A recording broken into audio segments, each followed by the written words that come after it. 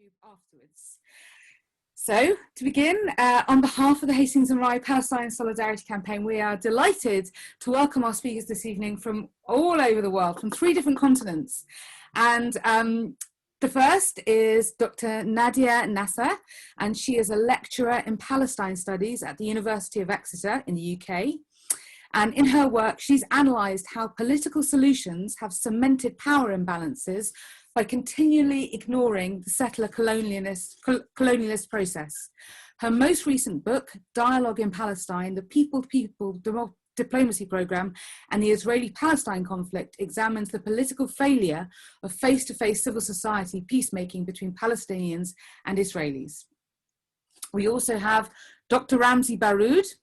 Dr. Baroud is a US Palestinian journalist, author and editor of the online news site, The Palestine Chronicle. He's published 5 books and contributed to many others. Currently, he is a non-resident senior research fellow at the Center for Islam and Global Affairs, Istanbul Zaim University, and a non-resident senior research fellow at the Afro-Middle East Center in Johannesburg, South Africa. Dr. Samah Sabawi is an author, playwright, Dr. Samah Sabawi is an author, playwright, commentator and poet. A recipient of multiple awards, both nationally and internationally, Sabawi's theatre credits include the critically acclaimed plays Tales of a City by the Sea and Them. She is also co-editor of Double Exposure, Plays of the Jewish and Palestinian Diasporas, winner of the Patrick O'Neill Award and co-author of I Remember My Name, poetry, winner of the Palestine Book Award. So today we are asking our panel, is democracy possible under military occupation? It's been 15 long years since Palestinians have voted, and now President Mahmoud Abbas has called legislative, presidential and PLC elections for May, July and August respectively this year. But why now? And what are these elections likely to achieve?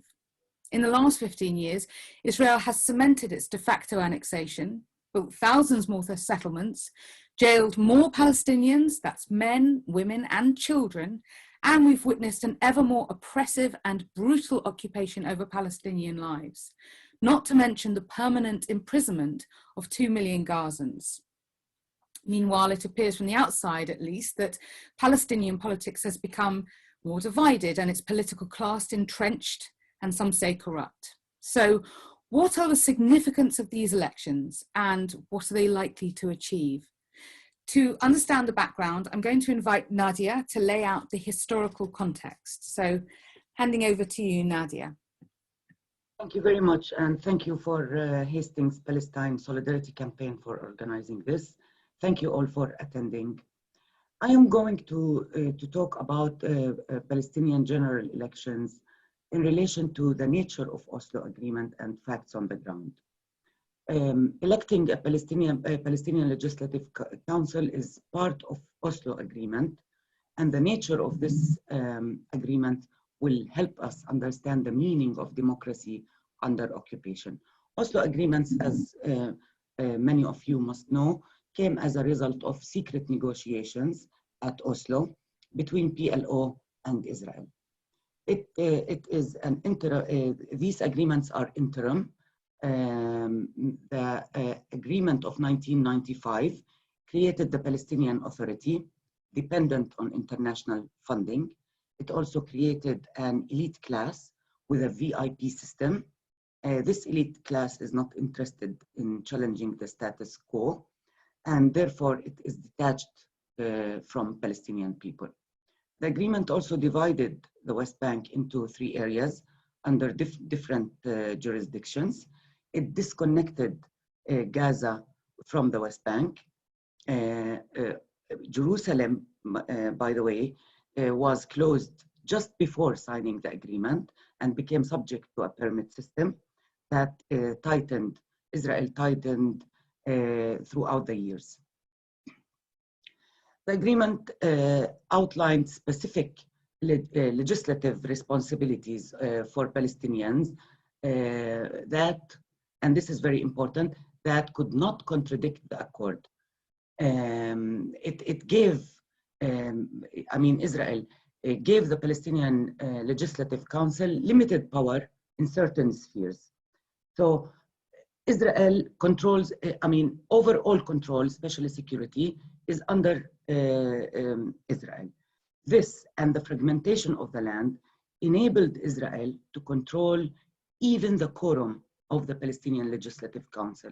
For example, by, and this happened, not allowing members of the council from Gaza to attend sessions in Ramallah or in the West Bank, or arresting members of parliament.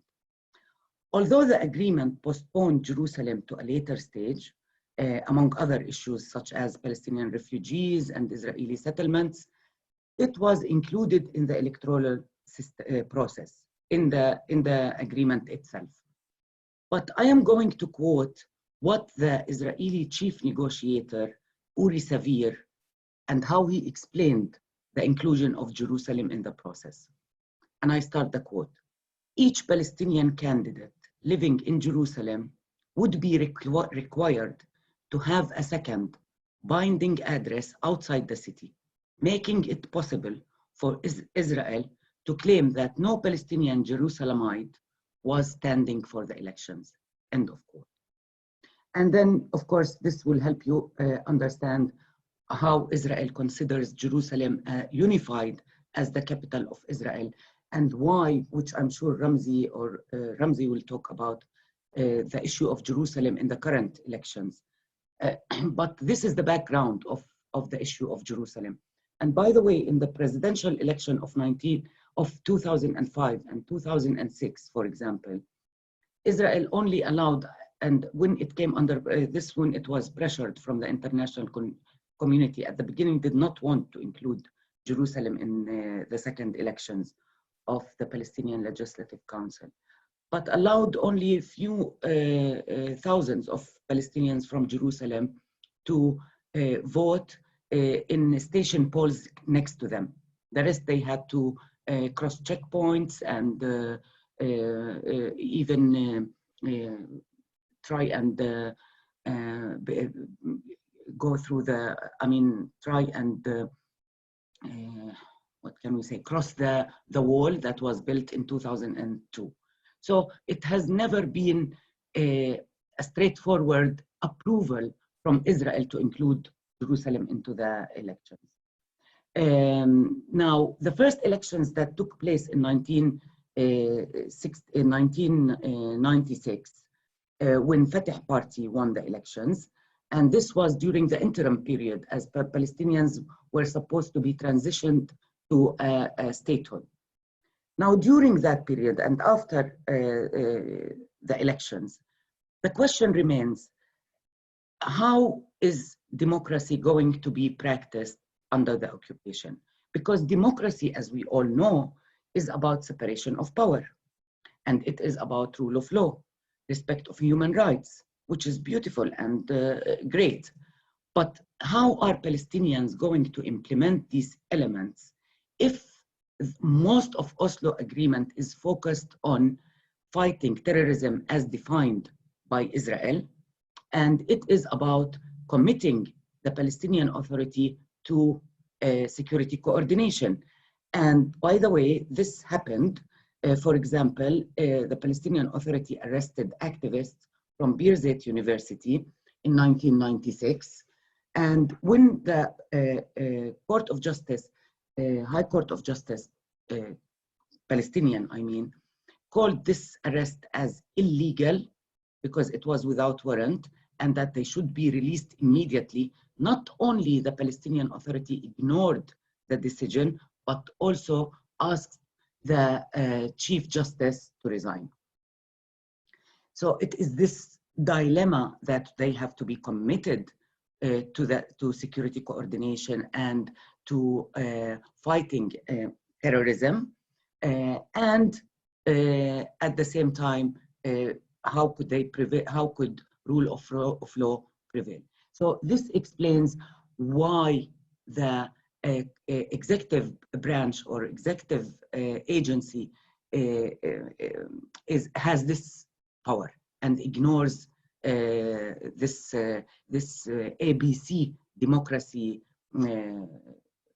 democracy framework, which is separation of power. All Palestinian legislative, Palestinian Council legislatives resolution to ensure judicial independence are failed until today. So this is the situation. Now the second general elections happened in 2006. Between the first and the second, there was a dramatic change. First of all, peace process failed, especially at Camp David in 2000. Palestinian authorities' corruption made people fed up with the ruling party, with Fatah. Israel continued with its colonial project, building more and more settlements. This led to the Second Intifada. Now, the Second Intifada was militarized. It wasn't like the First Intifada, non-violent. This enabled Israel, coupled with the 9/11, to employ repressive measures against Palestinians with impunity, with never being held accountable, because it was fighting terrorism as it defined. So Israel was able to demonize not only Hamas, but the Palestinian resistance itself under the pretext of fighting terrorism. Now, also during that period, Israel decided to unilaterally withdraw from Gaza, but leaving the general security in its hands. And of course, it was under the blockade, by the way, started when this unilateral decision was taken and implemented. There was, after the elections, as Hamas won the elections, Israel and the international community rejected the results. Even, I would say, even Fatah, because, you know, now they have, if the international community, because Palestinian Authority is dependent on international funding, and international funding would be conditional to Palestinian Authority. There was internal fighting, as you all know, between Fatah and Hamas. Hamas took over Gaza. This led the international community to impose sanctions and refused to deal with the new government. So Gaza was suffocated by this neoliberal order. Israel waged 3 wars, as you all know, against Gaza. Now, international donors came with a reform agenda. It is important to know that this reform agenda focused mainly on enhancing Palestinian Authority's counter-terrorism capabilities. That's mostly. So 40%, about 30 to 40, I'm not sure whether it's, I think it's 40 now, 40% of Palestinian Authority's budget is allocated to security forces. And international community, even Trump administration, exempted security forces from any fund cuts that it imposed on the Palestinian Authority in the previous administration. Yes, that's the focus. The next elections due was in 2014, never happened. It was suspended because of the division, because of the international community rejection of the results of the elections. Now, some people say, I've read a few reviews and few articles, and I'm gonna end soon, that, you know, it is almost impossible to hold elections under occupation. I must tell you that there is no time to talk about this, but I myself practiced democracy under occupation, pre-Oslo period. We elected, we had elections. I elected my student council at Birzeit University, for example. Trade unions. There was, the Palestinian political system was democratic. The problem now, PLO is marginalized, which represents all Palestinians around the world, that Samah is going to talk about in a minute. So the democratic system pre-Oslo and democracy pre-Oslo was by political parties who had unified national plan about ending the occupation, how to end the occupation, about the crucial issues that Oslo postponed to a later stage. For example, the issue of refugees, Jerusalem, Israeli settlements, they had a clear vision about it. So they were able to mobilize Palestinians, and this is what happened in the first Intifada. So the problem is mainly, I would say, of course, Israel would prevent and would impede, and Israel does not want Palestinians practicing democracy, as I've just shown, but also the internal problems. Palestinians, they have to reform their political system, unify their national plan to be able to challenge Israel's repressive measures and be able to practice democracy even under occupation. Thank you very much, and I will answer questions later. Thank you, Nadia. That's really, really useful. That's really a great foundation for us to jump off from to understand the background to these elections. So actually, you sort of led into yourself by talking about what effect the occupation has on the democratic process. So maybe I can turn now to Samah and ask, when there are so many limits on freedom, like freedom of movement and association, is a democratic process really possible? Also, we're hearing now about the Palestinians in East Jerusalem may be prevented from taking part by Israel in these elections. And that, I know, is a very critical part of the democracy here. So how does the occupation, would you say, how does it affect the legitimacy of these elections? Hi, everyone, and thank you for having me on this incredible panel. Thank you, Nadia, for your words. And I think what I'd like to do, if it's okay, is to just really pick up on some of these points and see where we go. I like to always begin with a very quick acknowledgement to the original custodians of the country that I'm on. It's after 4 a.m. here. I'm in the Redlands Coast in Queensland in Australia, and I'm on the land of the Kwanda people. And I want to acknowledge that I'm on stolen land, and I pay my respect to elders past, present, and emerging of all Aboriginal and Torres Strait Islanders. When I was asked to speak on this panel, initially, my reaction was, my first instinct was to say no, because I felt like voices like mine that convey skepticism and doubt are often not welcomed in times of great hope and euphoria, which was the sense that I was getting from people in Palestine, from family members who are quite hopeful that there will be a positive outcome to the elections. And I believe that our families, brothers and sisters in Palestine really, truly deserve to have hope and to believe that change is possible. And I want this for them. And I also thought that, you know, I live in the Shatat. I live in the diaspora. I live outside of the homeland. And so this election doesn't really include me and doesn't include 2/3 of the Palestinian population who have been dispossessed and pushed outside of their homes and their lands. And that this election is just for those who are part of the idea of a Palestinian state, who are living under occupation in Gaza and in the West Bank and in East Jerusalem.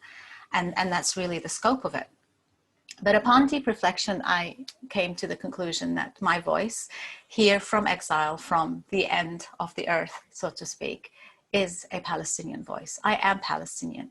And so I have a right to speak about this, and that this division between those who are under occupation and those who are in 1948 and those who are in refugee camps and those who are in Europe, in Canada, in Australia, this division is really at the heart of the Palestinian politics today. The very nature of the exclusion and the division that has been cemented through years of occupation, of Oslo negotiations, of Palestinian Authority failures and Hamas and Fatah squabbles, not to mention, of course, the Israeli apartheid system that is built and based on separation and segregation.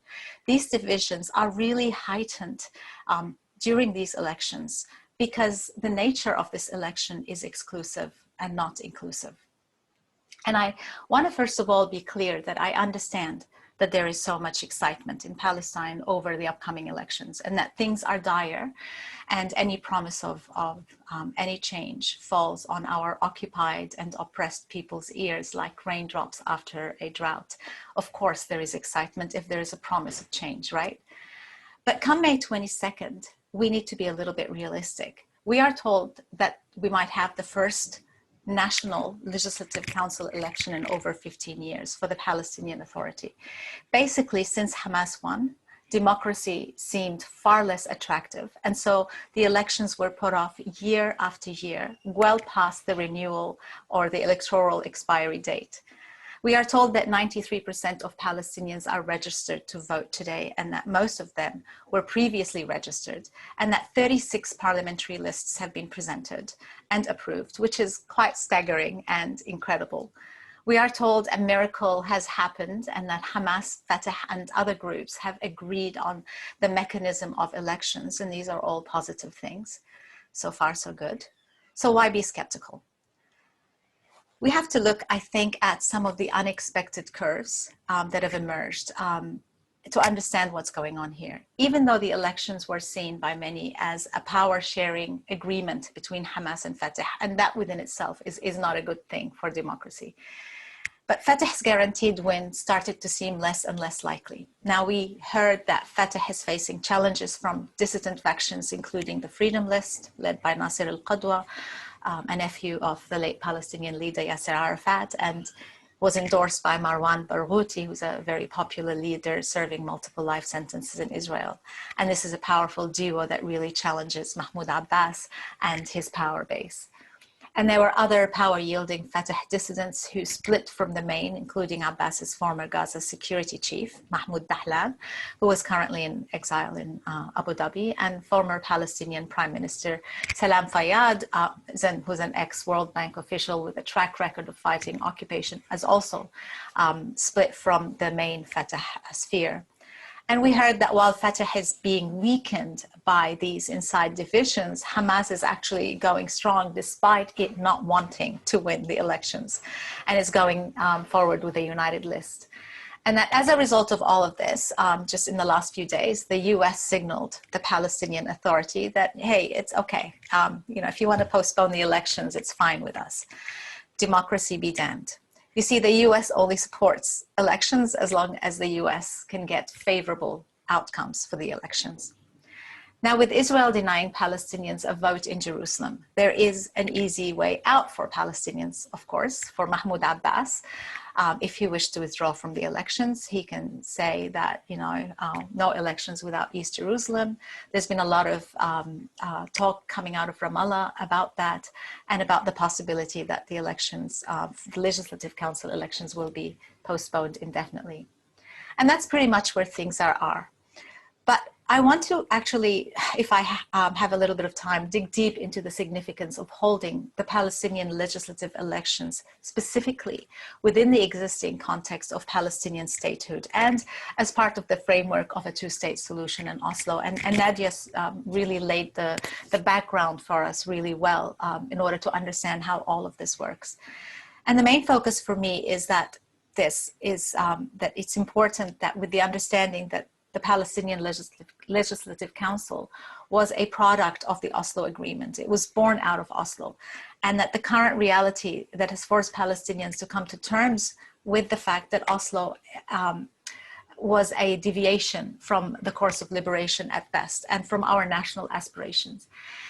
And with the advantage of hindsight, knowing what we know today about the functioning of democracy under occupation or lack thereof, the question I want to address is this: will these elections lead to tangible outcomes in improving the security, economic viability, and the civil human rights of the Palestinians living under occupation within the areas that are being controlled by the Palestinian Authority? Will these elections improve their lives?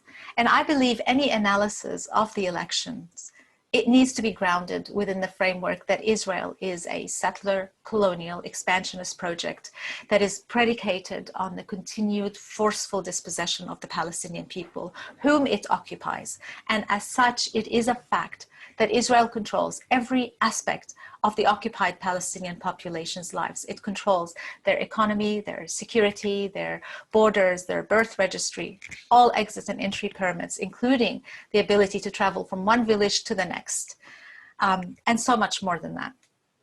And so while over the last decade, many pundits, including leading Fatah figures, pronounced the two-state solution dead, the Palestinian Authority led by Mahmoud Abbas continues to search for a way to maintain the status quo of negotiations. And it is within this context that these elections are being called to appease the donor community and to get credibility for the Palestinian Authority and legitimacy for Palestinian Authority institutions. And I would argue that the sequence of the elections, as called for in Abbas's January 15th presidential decree, clearly indicates the priorities of the Palestinian Authority as well as the dominant Palestinian factions. Consider this, that the first elections will be for the Palestinian Legislative Council on May 22nd. These are elections that are held within areas under the control of the Palestinian Authority and under the control of Israel. And the Palestinian Authority itself is under Israeli control, and that many would say is serving actually as a proxy for the occupation. And we heard Nadia talk about the budget for the security apparatus that the PA has. An authority that exists for the purpose of negotiating with Israel as per the Oslo agreements. The elections would be held in accordance to the specific procedures outlined in the Oslo Accords. And let's remember that not only did the Oslo Accords expire, but they were never actually honored by Israel in the first place, and the Palestinians now believe that they were a disaster for their aspirations. It is only after the Palestinian Legislative Council elections and the presidential vote is held that we finally get to the promised land with the grand finale, the elections of the PNC. Now remember, the Palestinian National Council is the highest decision-making body of the PLO, which claims to be the sole representative of the Palestinian people worldwide, including Palestinians like myself, living on the other side of the world. Now, I want to highlight a few things here before I finish. Although the PNC has never held any elections, it serves as the parliament that's representative of all Palestinians inside and outside the Palestinian territories and all the sectors of the worldwide Palestinian communities, including political parties, popular organizations, resistance movements, and independent figures from all sectors of life. The PNC and the PLO are not a product of Oslo, unlike the PA, which is a product of Oslo. And they are not subject to the Oslo Accords, unlike the Palestinian Authority. And they are not subject to Israeli control in the way that the Palestinian Authority and the dominant Palestinian factions are. With all of this in mind, one wonders, why are we having the Legislative Council and presidential elections first? Why not strengthen worldwide representation of all Palestinians? Aren't we stronger when we are united and when we are truly and accurately represented? The sequence of these elections clearly illustrates that the Palestinian Authority's first and foremost priority is to strengthen the credibility of its institutions and the power hold of the dominant Palestinian factions, namely Fatah and Hamas. Playing democracy under occupation enables them to boost international support for Palestinian governance in Gaza and in the West Bank. And this might be welcome news to those who suffer daily life under occupation and who are hoping that through these elections they will be able to put on display their anger with the status quo, the dominant factions, and the policies that come with them. And that's why we're seeing so many new political parties get established and so many lists running. In that sense, the elections are a good exercise in voicing protests and discontent. But let's be clear that what these elections in May will not do is revive the national liberation movement or be representative of all Palestinians inside and out of Palestine. Because if that were the case, the order of the elections would be the other way around. First, we would be looking at reforming the PLO and the Palestine National Council by way of holding elections for the Palestine National Council. So in conclusion, I want to say that the Palestinian Authority was built to be a governmental structure, not a liberation movement. Will this change if we had elections? I doubt it. The problem is not only Mahmoud Abbas, The problem is the existence of an authority and a security apparatus that is subservient to a settler, colonialist, occupationist regime. If anything, elections of the Palestine Liberal Legislative Council will further entrench the system and give it a new veneer of credibility. If the elections still go ahead, let's be mindful of this. This is a powerless democracy. It lacks control over basic life. It's a legislative council that is democratically elected but can't make many decisions. Nadia spoke about how difficult it is for the legislative council to do anything in reality under occupation. And so the question that we should should we support the illusion of this democracy under occupation, or should we push for real elections that challenge the status quo and invigorates the liberation movement by pushing for election at the Palestine National Council PLO level? And I believe we need to do that. But at the same time, I can't ignore the reality that the process itself of a looming election has indeed invigorated our political landscape in Palestine. And the fact is that we have so many new players on the scene. Vying for votes is a testimony to our people's resilience and aspirations for a better future. Fantastic. Thank you so much, Samah. Ending on a positive note there, but I think overall, quite a skeptical analysis of these elections. So perhaps turning to Ramzy, I think you've laid down the gauntlet. Are these elections just giving a new veneer of credibility? And are we talking about a powerless democracy, an illusion? Or is there a chance here of real change? Well, thank you for that, and for including me in this excellent discussion. Also, thanks to Samah and Nadia for their brilliant interventions. I'm afraid that I would have to share Samah, her skepticism and cynicism of this particular situation. Obviously, there can never be true elections and true democratic elections under occupation, but of course, there can be democracy under occupation because these are two different principles. Democracy is a culture. It's either you have the democratic culture or you don't. You have countries like the United States, for example, that hold elections regularly. And they pride themselves of being the greatest democracy on earth. But if you look at the work of the likes of Noam Chomsky and others, they tell you that we really don't have true democracy. We have an oligarchy that's controlling outcomes, money, lobby groups, pressure groups, and so forth and so on. That the ordinary person's viewpoint doesn't really matter and the vote doesn't change a great deal on the ground. So that is really kind of the discrepancy between true democracy and a democratic culture and the political and the socioeconomic context of this culture. In Palestine, we actually did have democracy and we do have a democratic culture for such a long time. I mean, just if you look at Palestinian prisons, I mean, if Palestinian prisoners are able to hold elections while in shackles, while in isolation, while under torture and duress, if Palestinian prisoners can maintain that, of course the Palestinian people can maintain the larger democratic culture that we know that often and during the Israeli occupation from 1967 until today in the unions and student groups, in every facet of life, democracy does exist in Palestine as a culture. But what is happening and what happened particularly after the signing of the Oslo Accords in 1994, this changed dramatically and not in good ways. There has been the growth of the factions and the power of the factions and their ability to create true political division in Palestinian societies, managed to harness that existing democratic culture for their own factional, sinister reasons. And that's really the true division in Palestinian society. For example, if you look at the current election, the registration for the current elections in May, July, and August, you find that 93% of all Palestinians have registered to vote. I mean, this is of Palestinian adults, of course. I mean, this is an astounding number. Again, once more, it illustrates the existence of a democratic ideals and democratic culture in our society.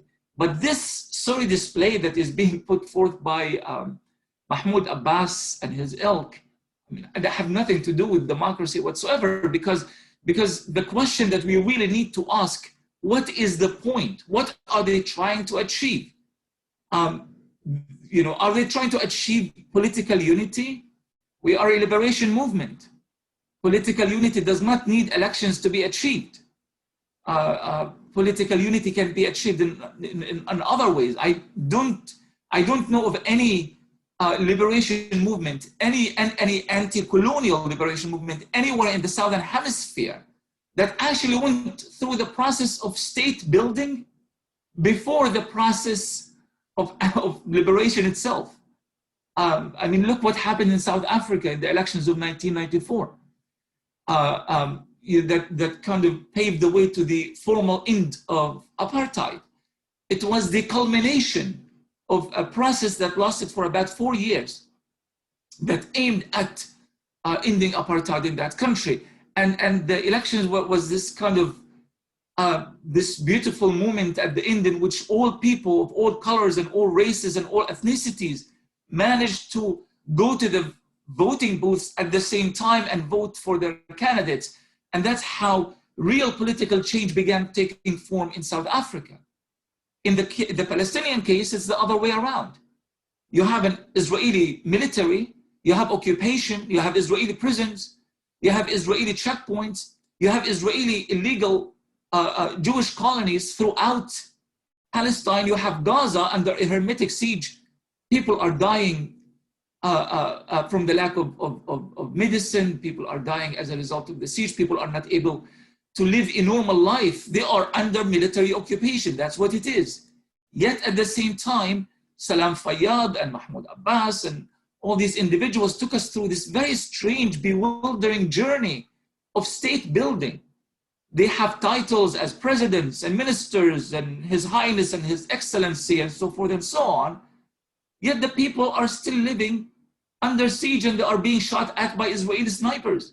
And they have to line up before Israeli checkpoints in order for them to go to their schools, to go to their farms, to go to their hospitals, to go to work, to go, you know, to leave the Palestine or to come back and so forth.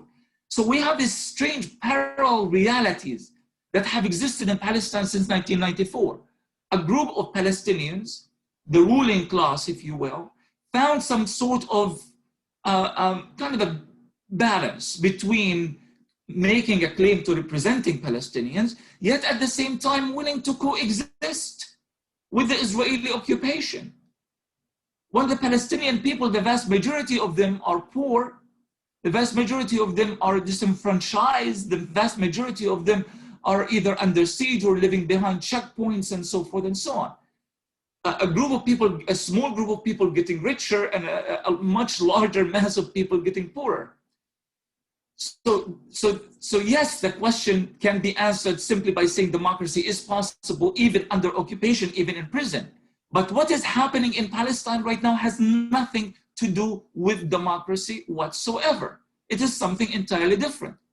Simply because if Mahmoud Abbas was indeed a democratic man, and all of his supporters and followers and so forth, well, Mr. Abbas, you've had the chance since 1994 to, and particularly since 2005 when he became the president of the Palestinian Authority, you've had the chance to really convey that essence of democracy, to bring your people together, to really send signals to your people that you are willing to engage civil society, you are willing to work with grassroots communities and so forth and so on. But the exact opposite has actually taken place. The exact opposite. Katie, by the way, just in case I exceed my time, if you could just stop me whenever you want to. No, please carry on. He has done the exact opposite, not only within the larger Palestinian body politic, but within his own party, within the PLO itself. He has made sure that his enemies are kept at bay.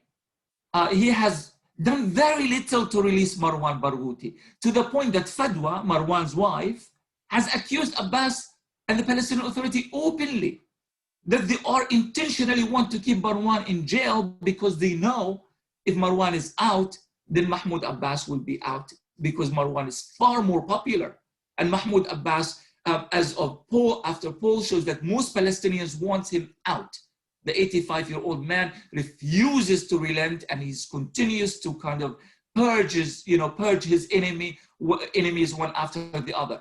How is it, from any rational point of view, that this group of people, this group of wealthy Palestinians with VIP cards, who have worked diligently to sustain their power and their wealth under the Israeli occupation, and worked with the Americans, with Washington, with one administration after another, to ensure that there can be no Palestinian unity, especially with groups that are viewed as terrorists from Washington's point of view? How is it possible that he is now having this moral awakening and he is willing to bring about real and substantive change in his society? Of course, this is not the case at all. Now, I think there's one thing that we often omit. In January, earlier this year, when the Biden administration took over the White House, they sent a message. It was transmitted through Israeli media. Palestinian media did not cover it very well, particularly Israel's Channel 20, quoting American officials saying that Mr. Biden has sent a very clear and decisive message to Abbas: hold elections in order for you to renew your legitimacy. 3 days later, there was that decree that we have been waiting for over these years. Mr. Abbas has decided to hold the elections because of American pressures in order for him to release the money that the Trump administration has held from his authority for all of these months. That's really the essence of the elections. But what he did not realize, that the real enemy is not going to be Hamas, because Hamas is clever now. They've learned from their mistake. They are going to do their very best to win enough sizable representation in the Palestine Legislative Council, but not to win the leadership. They don't want, most likely they will not be competing in the presidential elections if that is to be held in the first place, and so forth. So there was some kind of an arrangement made between Hamas and Fatah. Everybody learned from previous mistakes. But what Abbas did not anticipate is that it's going to be Barghouti and Nasser al-Qudwa, as my esteemed colleagues mentioned earlier, that are going to actually form the list that could potentially oust Abbas. And in fact, according to opinion polls, the Barghouti Qudwa list would in fact not only defeat Abbas, but defeat Abbas and Fatah. Can I just stop you for a second to ask a little bit about Marwan Barghouti and give us a bit of background about him, because I know that we hear a little bit about him. He's talked about by, international observers as a potential Mandela, somebody capable of unifying his people. But can you tell us something about him, his policies, and of course, why he's sitting in a jail cell? Absolutely. I am myself quite wary of such terminologies as the Palestinian Mandela and stuff, because that has its own political connotations. But indeed, Marwan is a very important political figure in Palestine. And he is the most popular Palestinian political figure within the occupied territories. And if elections were to be held today, tomorrow, 10 years ago, 15 years ago, Marwan would have won majority of the votes and would become the president of the Palestinian Authority. Now, Marwan was arrested in 2002. He was the founder of the Shabiba group, which is the youth group of the Fatah movement. And he was very close to Yasser Arafat, the late Palestinian leader. And his relationship with Arafat and his own connections and networks allowed him to win a great deal of support among the younger cadre within the Fatah movement. And he's still particularly popular among the younger people within Fatah. In 2002, Israel arrested him. They said that he had been taking part and facilitating various militant attacks against Israeli targets, and they have sentenced him to many years in prison. That was 2002, so he hasn't been in prison for nearly 2 decades, mostly in solitary confinement. And the things that's really interesting about this is that despite the fact that he has been absent more or less from the Palestinian political scene for 20 years, the degree of support for Marwan remained very strong. To the extent that when Abbas made his decree and called for elections, he sent a delegation to Marwan in prison, and he was allowed the Israeli prison administration that often doesn't even allow the Red Cross to meet Marwan. They actually allowed the Palestinian Authority officials to go and meet him and to negotiate with him to join, to be the head of the Abbas's list, and to promise not to run for presidential elections. Marwan refused. He insisted. Eventually, Nasser Qudwa ran with his own list, and eventually Marwan joined his list through his wife Fadwa. Now, this is all new to Mahmoud Abbas. Abbas did not anticipate that the cards are going to be mixed in so hideous a way, and that the danger is not going to be coming from Hamas itself, because that has been sorted out, but actually from Marwan Barouti. So, but here's the danger, and I'm going to finish with this. If the elections are to take place, then Marwan Barouti's list will win. And if Marwan runs for presidential elections, then he will win. If the elections is not to take place, now if this may seem to be convenient, well, why isn't Abbas basically opting out? It should be really like a no-brainer for Abbas and his followers.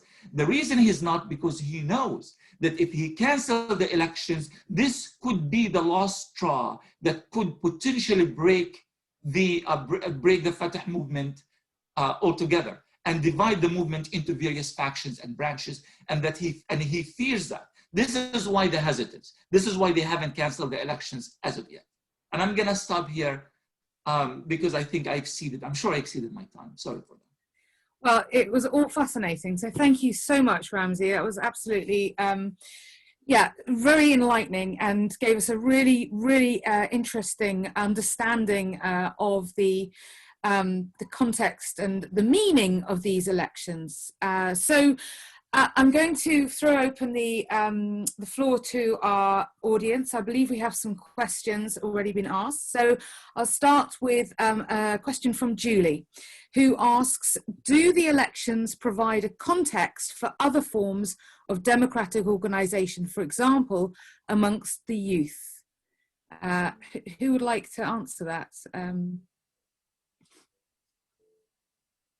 I mean, I can say something about that, and then maybe Samah and Ramzy want to add to it.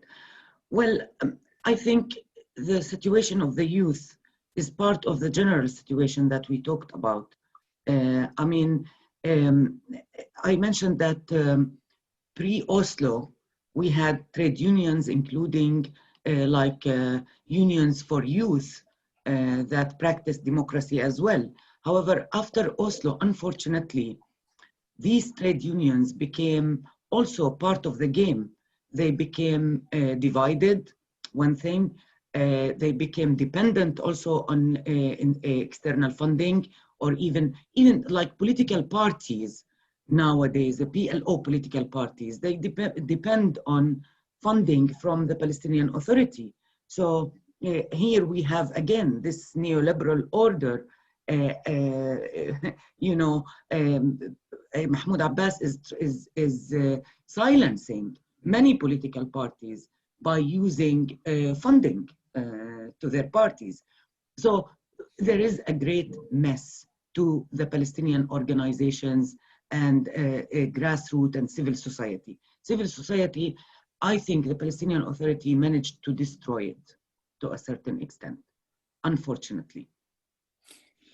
And would any of our speakers like to add to that, to talk about youth involvement? I mean, we hear a lot about the youthful nature of the Palestinian population, and yet to actually stand an election, you have to be 28 years old and have about $20,000 in the bank. I mean, isn't that precludes any youth involvement?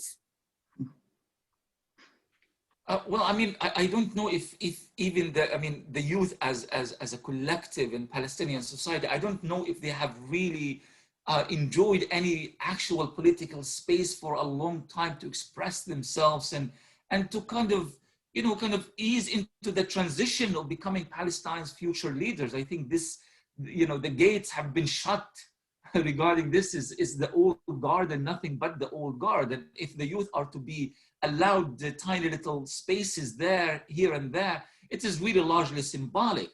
In fact, if what we in Palestine, there's been in the last few years, there's been this phenomenon of young people kind of taking on action, sometimes violent actions, attacking Israeli soldiers and so forth. And there's been a lot of people trying to really figure out, what is this phenomenon? Is this the third intifada? Is this a new movement happening within Palestinian society? And ultimately, it's not. It's Palestinian youth that has historically played a major part in channeling the energies of the Palestinian collective. I was in Palestine during the first intifada, that's 1987 all the way to 1993, and that was followed by Oslo and completely crushed that youth-led spirit in Palestine.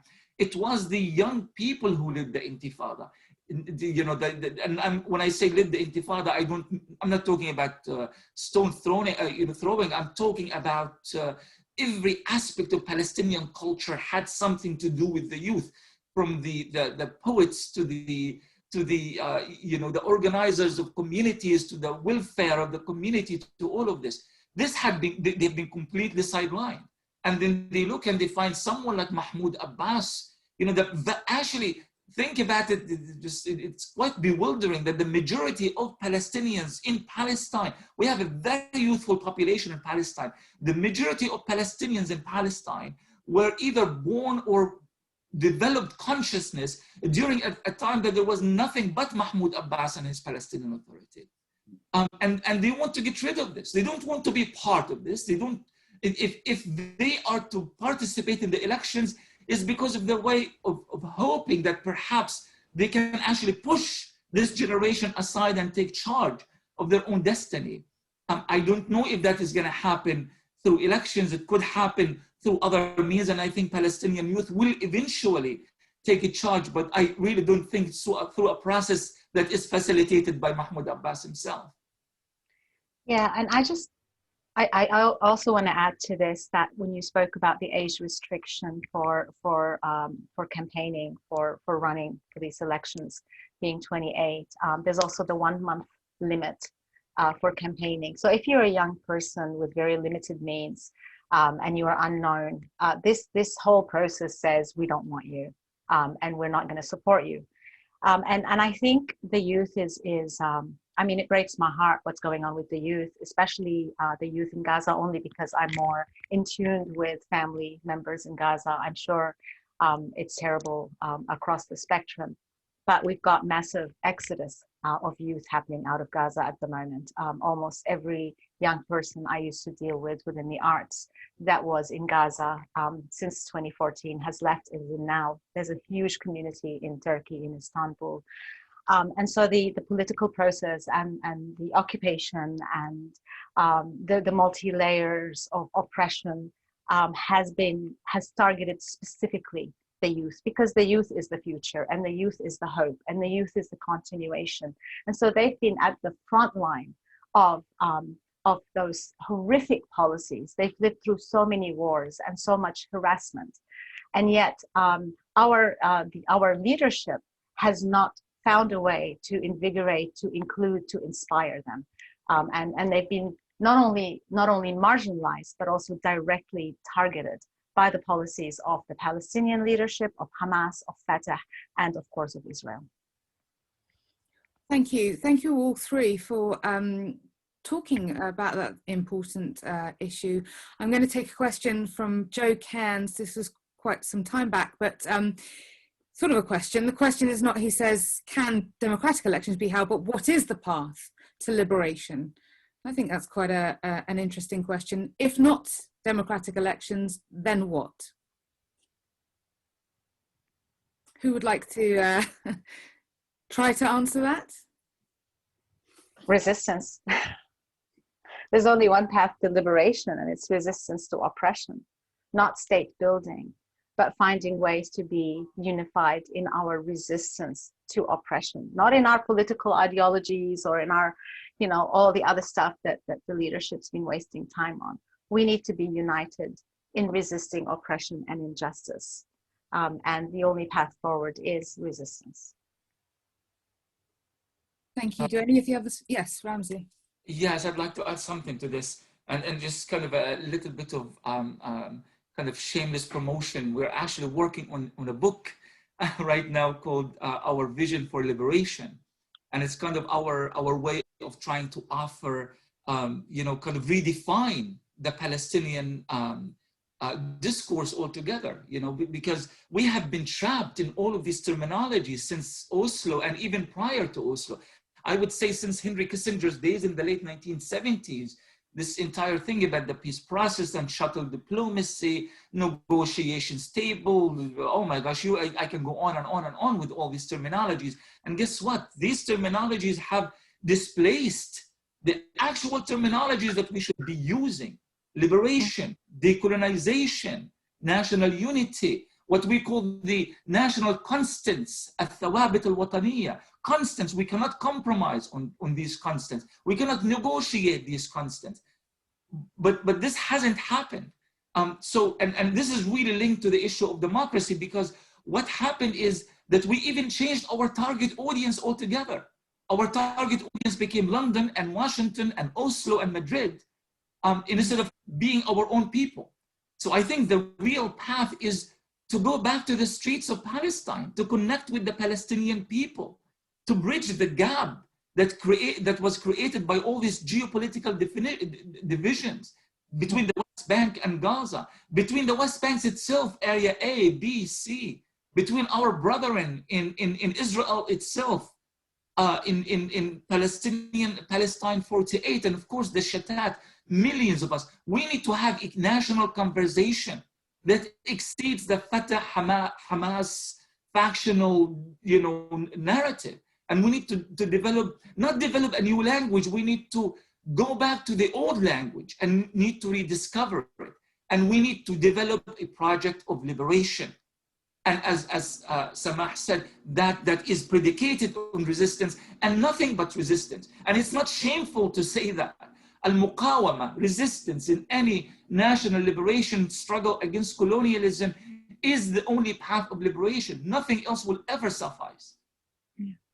And just one more thing, this leadership, not only to liaise with people, listen to the voices rather than arresting alternative solutions and proposals. I mean, nowadays, youngsters, if they write a comment on Facebook, they get arrested by the Palestinian Authority. So they don't even allow the younger generation to express themselves and criticize this authority. Thank you. We hear, I mean, in the international solidarity movement, quite a lot about the One Democratic State campaign. And where does this fit into the Palestinian political landscape, if anywhere? Yeah, I mean, first of all, I saw a question here in the chat about Marwan Baroud. He's supporting the two-state solution. See, because I am the generation of Marwan Baroud, and being an activist in the first Intifada, supporting the two-state solution. Samah may be too young to remember this, but Ramzy knows that. Our demand was two-state solution, but our demand was totally different than the two-state solution that the PA is calling for. I mean, the Palestinian Authority adapted a lot and accepted Israeli changes to the meaning of the two-state solution, which is now too late even to demand the two-state solution that we in the first Intifada called for, which the state solution in the first Intifada, the two-state solution, what we called for was, yes, 2 states for 2 people, okay? That was our slogan, and to end the occupation. But at the same time, we wanted the Palestinian refugee issues to be solved and resolved. and we believed in the return of the Palestinian refugees. We wanted Israeli settlements to be dismantled. We wanted Jerusalem as the capital of Palestine. It's all to comply with the international law, okay, and UN resolutions. However, things have changed. That's why we see now initiatives and campaigns for the one-state solution. I don't know how Marwan Barghouti, when he comes out of prison, and I mean, that has been 20 years since he has been in prison, and look at the facts on the ground, what he will think. But I am sure, knowing Marwan, he will not accept this distorted proposal or distorted solution of the two states. I'm hoping. Thank you. I'm going to ask some more questions that have come through. From Nick Bilborough, what does Israel want the outcome of these elections to be? He asks, do they fear Hamas losing in Gaza and thus giving them less legitimacy in front of the international community to enforce the blockade?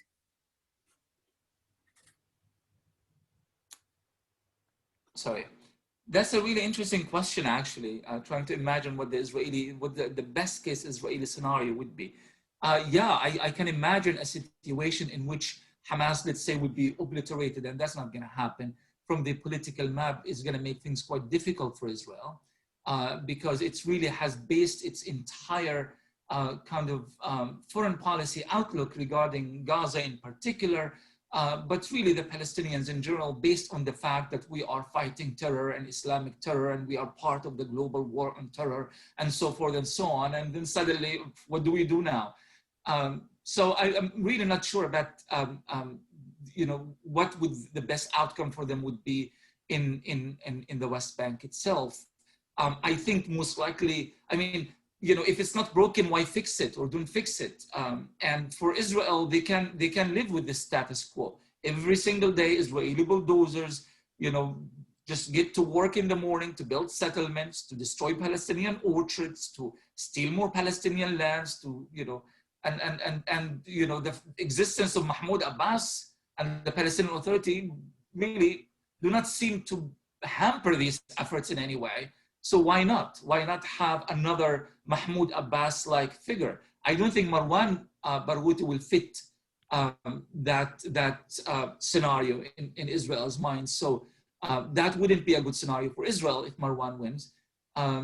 Just very quickly, though, if you don't mind, just about the one-state solution. I just want to say that I don't even like the word solution itself because it may appear as if we are in some kind of a predicament and we need to find a solution to that predicament. There's no predicament.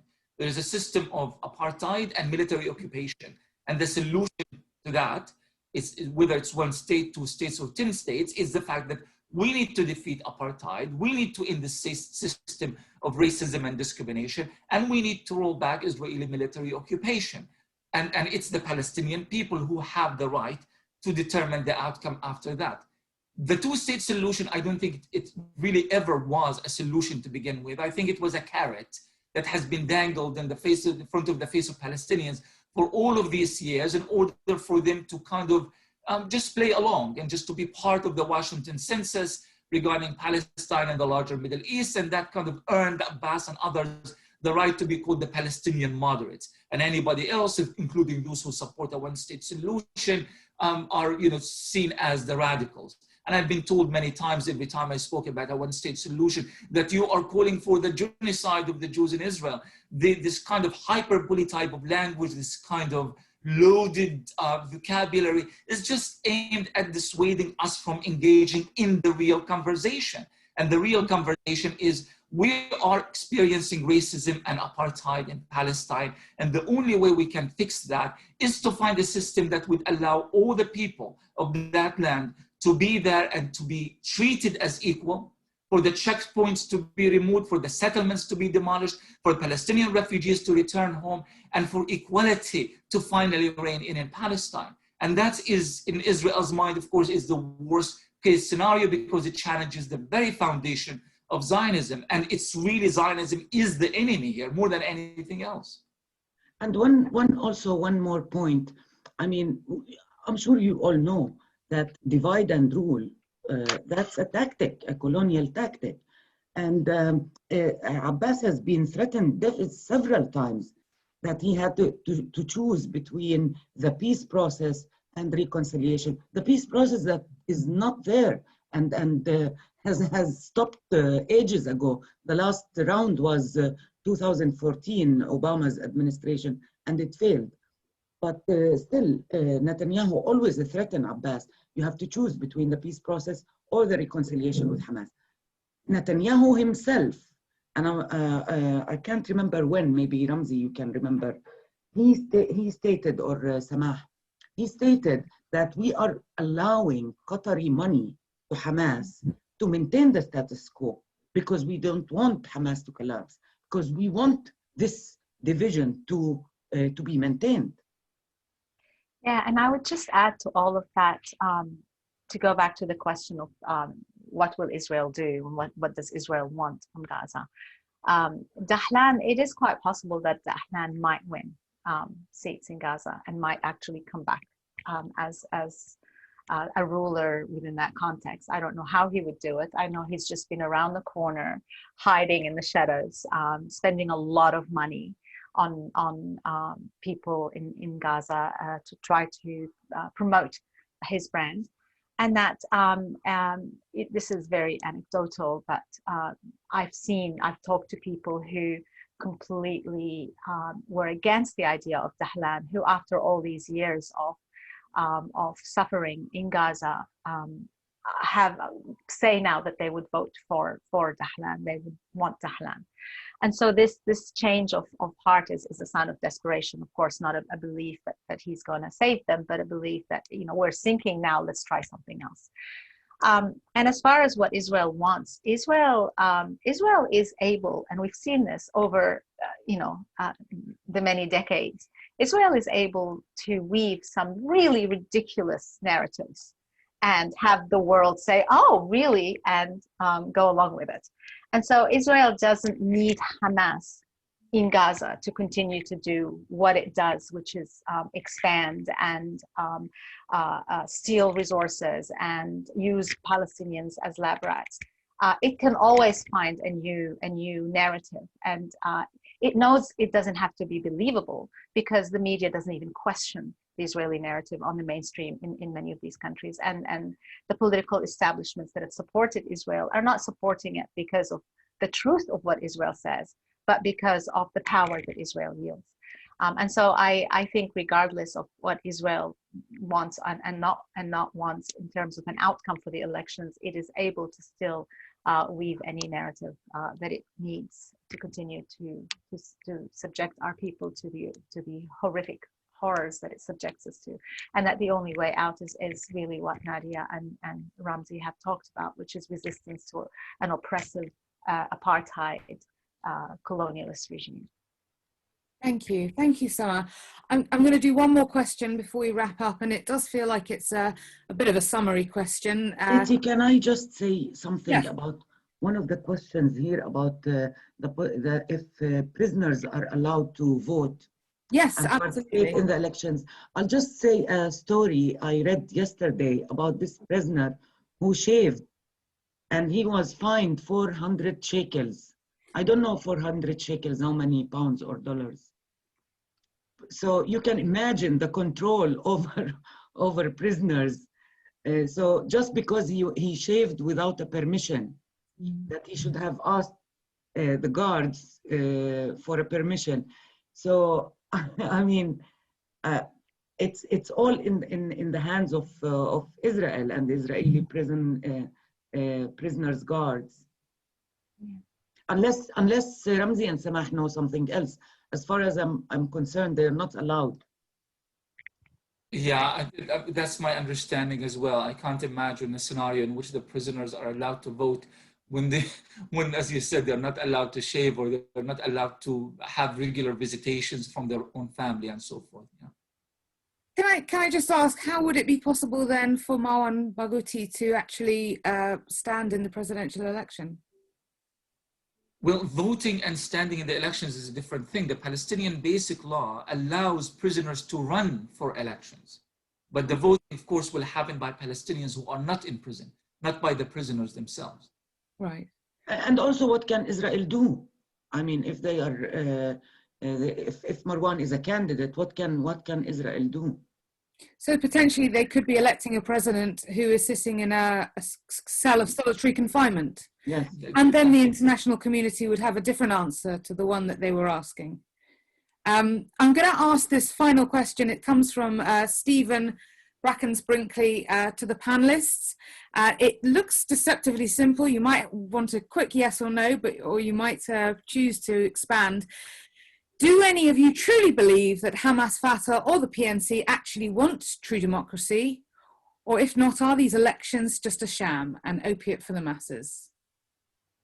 All three. Does the question, is there a mistake here? Is it saying Hamas, Fatah and the PA or the Palestine National Council, the PNC? The PNC, he was asking the actual council, yeah. Yeah. Do they want democracy? Do they want true democracy, yeah.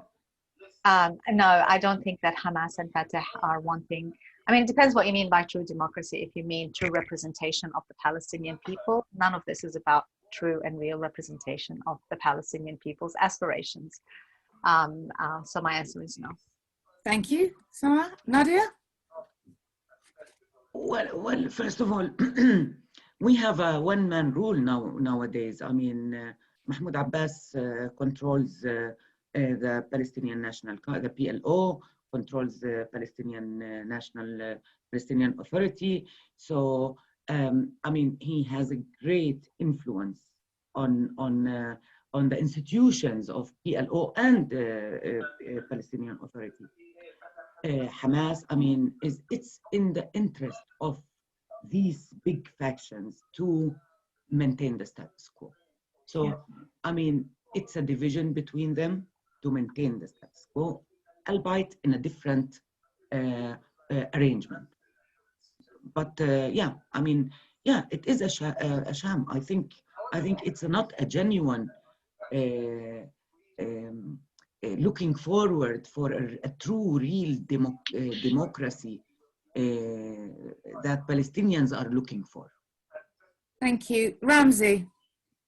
It's not really very easy to answer this question because political parties, they just want to win elections. They want to exploit democracy in any possible way in order for them to win elections. But what Fatah actually wants and what Hamas actually wants, that's a whole different question. What Fatah wants is that they want to maintain a degree of legitimacy over the Palestinian people and to serve as the leaders and the spokesperson for Palestine and the Palestinian body politic. And what Hamas wants, they want a lifeline. They are desperate. They are under a hermetic Israeli siege. The normalization by other Arab countries, which we haven't discussed as much as we should have, is making it extremely difficult for Palestinians to operate in Shatat, in diaspora. So they really need some sort of access to the Palestinian political scene, but without necessarily being the vanguards, without necessarily being, it's kind of at the eye of the storm. So they need a way back and they need a lifeline. And that's what they were hoping that the elections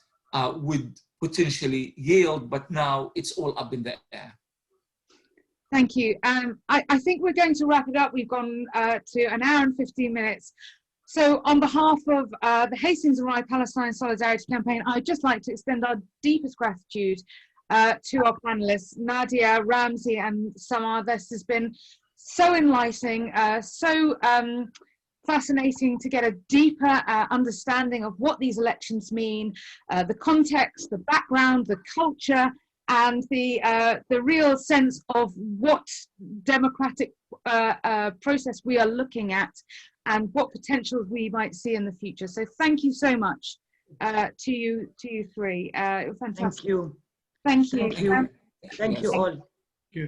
Thank you too to our audience for participating and bringing fantastic questions. And just to give you a little bit about us, we are a very small but we're a very active campaigning group.